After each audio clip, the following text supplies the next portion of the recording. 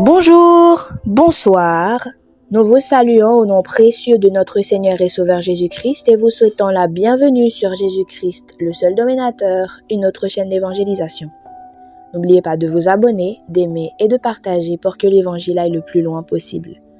Vous êtes actuellement à l'écoute de la méditation du jour et aujourd'hui notre méditation a pour titre « Le monde condamne et Christ libère ». Le monde condamne et Christ libère.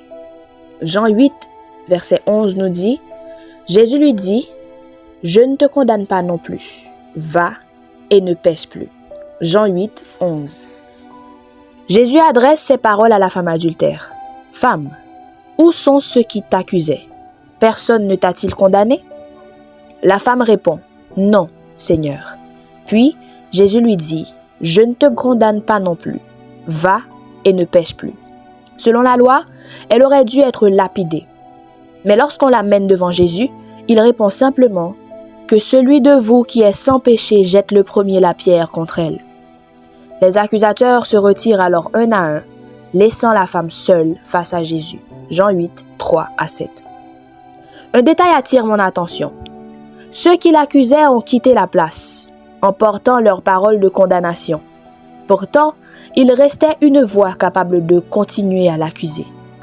La sienne. N'est-ce pas ce qui arrive souvent?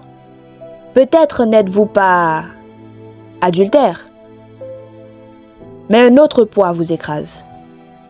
Vous savez que Dieu pardonne et pourtant une voix continue de vous rappeler vos fautes cachées. Si Dieu lui-même ne vous condamne plus, pourquoi continuer à vous accuser?